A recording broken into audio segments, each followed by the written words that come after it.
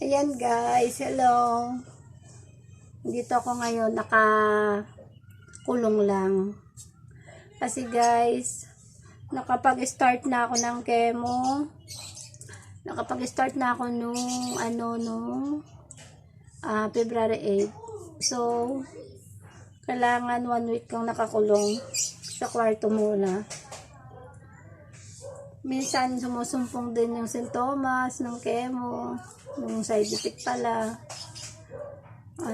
Pag sinusumpong ako guys, sinihiga ko na lang. Pero kaya naman. Kaya naman, may hilo. Minsan naduduwal. Lalo na yung guys, kumukulo-kulo yung tiyan ko. Pero kaya pa naman. Siguro mga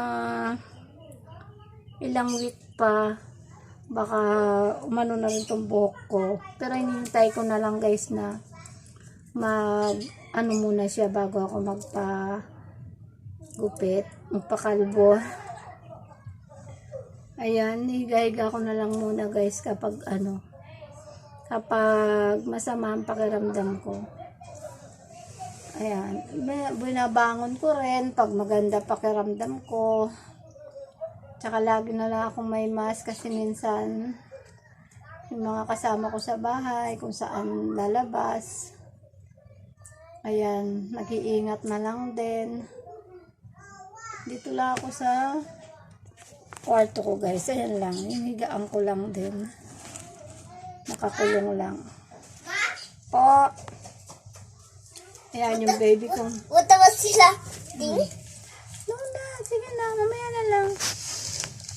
Si Ace, mamaya na. O, sige na, doon ka na. Sige na, yung baby kong makuletong. Ay, mabait pala.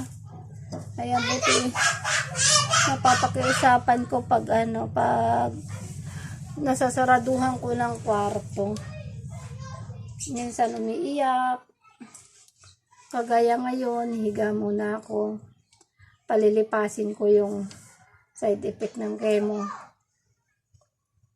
Nandyan talaga yung minsan nahihilo ka.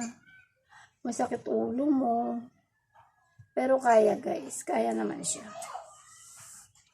Ayan. Kaya hindi ako nakakapag-video guys. Pasensya na muna. Kung ano-ano na lang na-upload ko. Wala akong update.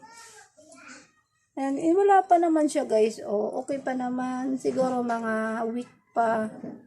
Bago yung buhok ko. Update ko na lang kayo guys pag once na makalbo na yan.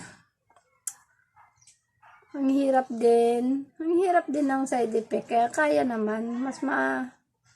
Mas mainam na yung nampisan ko na yung paggagamot ko.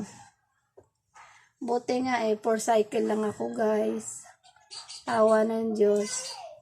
Kasi yung iba, pinakamababa 8, 6. Kasi may iba pa 22, 18 cycle. Ang chemo, buti sa akin, 4 lang. 4 cycle lang. Ang laking pasalamat ko dun. Siguro nga at na-delay lang talaga yung na-delay lang yung gamutan ko sa kalalakad lang ng mga GL, ng mga tulong-tulong. Kaya siguro na-delay lang talaga ako. Tapos minsan, pag hindi okay yung katawan mo, ilalab ka, doon talaga nagdidelay. Buti naman, ayun, na binabawi-bawi ko ng kain. Mas magana ako kumain ngayon kumpara noon. Mas magana ako kumain, tsaka nakakatulog ako ng maayos. Sana nga. Ayun lang guys, update ko lang kayo. Kaya naman ang side effect guys. Kaya naman, pag binabawi ko ng kain ng masabaw, tsaka masustansya, mga gulay. Kaya naman yung side effect guys. Kaya lang minsan, kailangan mo talaga ihiga. Ihiga lang siya. Thank you guys. Hindi ako makapag-update. Ito lang muna. Pa-like and share. Pa-like and subscribe guys. Subscribe my channel. Thank you. Bye-bye.